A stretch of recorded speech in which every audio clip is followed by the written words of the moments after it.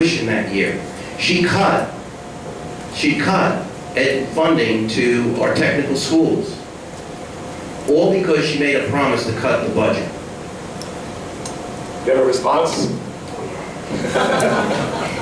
Freehold, you can't make things up. You're absolutely right that I did cut the budget, and I'd do it again tomorrow with the stuff that we had going on at Bergen Community College back 4 years ago. It was a place that was awash in people spending money that they shouldn't have spent, and it got turned around. We restored the money that was cut, and it's moving forward very well.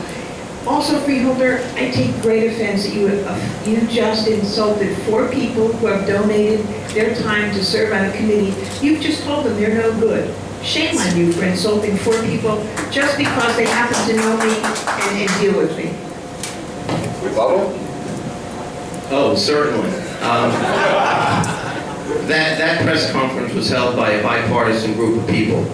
One of Kathy Donovan's own Republican freeholders said exactly the same thing I did. So this is not disparaging anyone. This is how the county executive chooses to run the county. Her way or no way.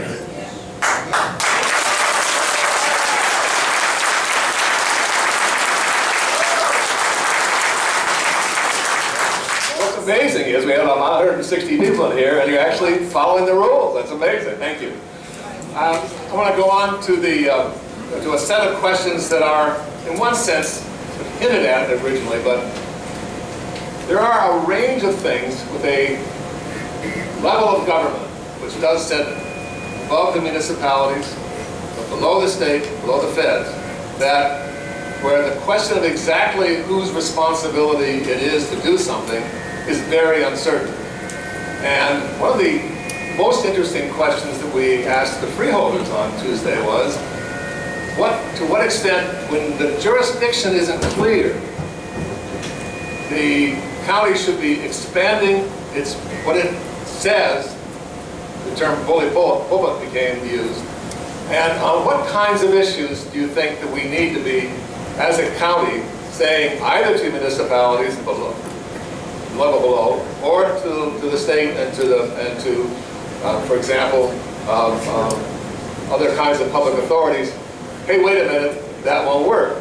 And there's a lot of issues that we've been seeing in the county recently that are of concern. I'd like to have you talk a little bit about how we are doing and what we should be doing on what has previously been a municipality and state role, and now both the freeholders and the county executive have pushed into the area of flood control questions. What should we be doing? How far should we be pushing? Should we be pushing as a county the utilities to protect us better? That kind of question. What about the issues associated with the Port Authority? This county is heavily dependent upon those.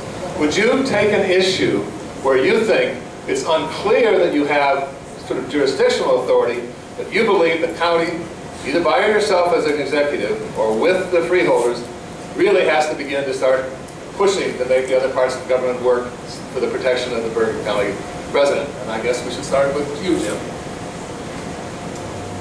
Do I believe there's a role for the county executive to push back on state government when necessary? Absolutely. And do I believe there's a time when the county executive should interact with municipal leaders? Absolutely. But we shouldn't be telling them what to do. We should be making suggestions, we should be working with them, but at the end of the day, we need to make them understand that what our needs are and that we want to work together with them. Again, it's about bringing people together, working together. Flooding, I think, is one of the most important things in this area. What we saw after Superstorm Sandy was devastating, especially to Little Ferry and Moonachie. We need to have a regional approach to flooding. We just can't have it look at one area because that one area is going to have an impact on another area. I'm excited about the Meadowlands Rebuild Design project that would use an intricate system of green infrastructure, including berms and marshes, to protect against ocean surges and help reduce sewer overflows in the adjacent towns. Okay. Let me use 2 examples to explain what I've been doing and what I continue to do. On the issue of flooding, it is definitely not town by town, because water goes wherever water's going to go. We hired a flood specialist, an engineer who's a flood specialist, and she has been working with our Office of Emergency Management on the county level to work with all of the municipalities on flood control issues. And that's been going on well. Betsy Stagg, in the interest of what a county executive also does, you have to use, to your phrase, the bully pulpit. 4 years ago, when we were talking about 555 and the redoing of Xanadu in the Meadowlands, I stood out there with almost nobody else saying this has to get redone. We've got to get the funding in place. We have got to do something with what was then called Xanadu, now called American Dream. It's 9,000 construction jobs. It's 15,000 permanent jobs for our county and the surrounding region. And I stood there as a person running for county executive, and I've been there. I think someone's giving you, I think Tracy's trying to tell you something. Jim, I think Freeholder Reserve's in the back talking to you, trying to tell you something. But what the county executive does is be in the bully pulpit for that. Jim, any response to that? Yes, I could say that originally when the Xanadu project was first brought forward as the mayor of Paramus, I went and testified at the hearings as the mayor of Paramus supporting that project. I continue to support American Dream. I continue to support good development in Bergen County that will bring good labor construction jobs and good permanent jobs. It's got to be done right. But I was there right from the beginning, before it was even considered to be called American Dream. Let's take another issue, which local zoning actually applies to, but which has caused an enormous amount of discussion of late, and that is the height of the LG building. Is there a position that the county should be taking on that? That looks like a local zoning issue. It has an impact even across the states, but I'd like to know what it is that is the appropriate county role. And I'm also trying to figure out what it is that you believe the county executive turns to the freeholders and what it is that they should be acting on their own. You're first. On this one, you're going to find Freeholder Tedesco and I, or at least we were, on the same page. Specifically for the LG building, I think it should be built. The people who want to put their North American headquarters here in Bergen County have done everything they were supposed to do to get the appropriate building permits and the height requirements. What you're going to have is a Leeds building, platinum level. It is going to take up a smaller footprint than the existing concrete and macadam that's there now. They're going to plant about 700 trees. They're going to be a resource for students to go and learn. They're going to be a resource for seniors to have programs there. It is a home run for us on every level that you can imagine.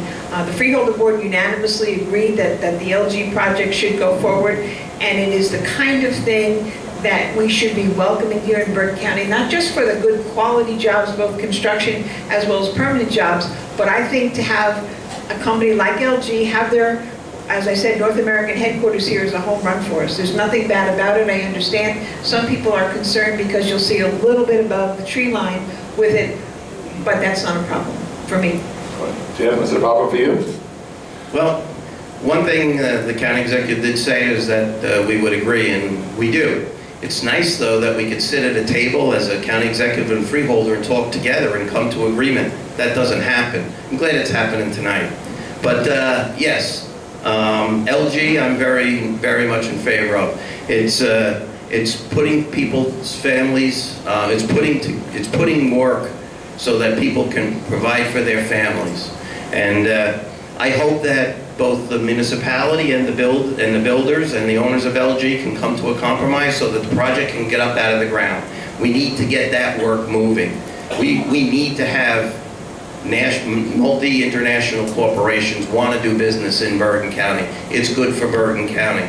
So I'm very happy that LG chose Englewood Cliffs. I'm very happy it chose Bergen County to build, and I will continue to support LG in the project as it moves forward. This doesn't sound like we need a rebuttal on that, is that right? Okay.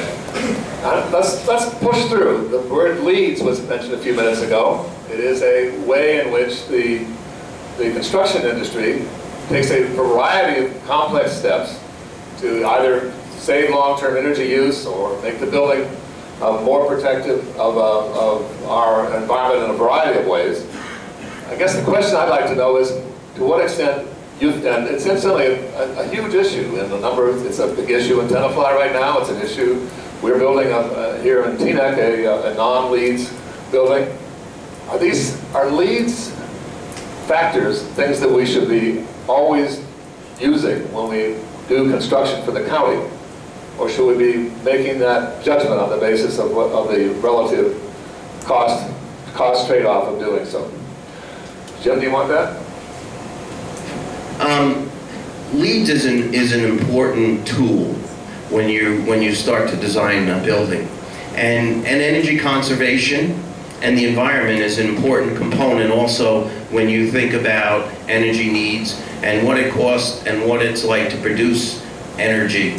So yes, LEEDs should be a factor that is looked at when you're constructing a building, and I believe that you should look towards making a LEED certified building.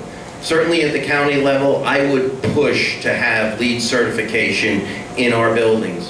What you have to weigh is you have to weigh the cost associated and the cost benefit associated with installing the equipment and the things that make it LEED certified, the HVAC systems, the lighting, and things like that. So at the end of the day, LEEDs is a good tool, a good direction, but you have to balance it out. So when you have, was that your hand that way? I'm sorry. Yeah, you are allowed to finish the sentence. What we've been doing over the last couple of years is similar to LEEDs, but when we're re-outfitting some of the buildings that we have already, we put in LED lights. When the old light bulbs burn out, we're putting in LED lights. In the new courthouse building that we're building, we're putting in LED lights. We're looking at doing away with the paper towels, if you will, in the bathrooms and putting in the forced air heat, which is cleaner and more sanitary and cheaper to use. We have continued to do that whole kind of a greening situation in our buildings because it is important to do. We are going to put on our new parking deck at the new courthouse area. We're going to match what is already there with new solar panels on the top of that. We're going to be putting in a station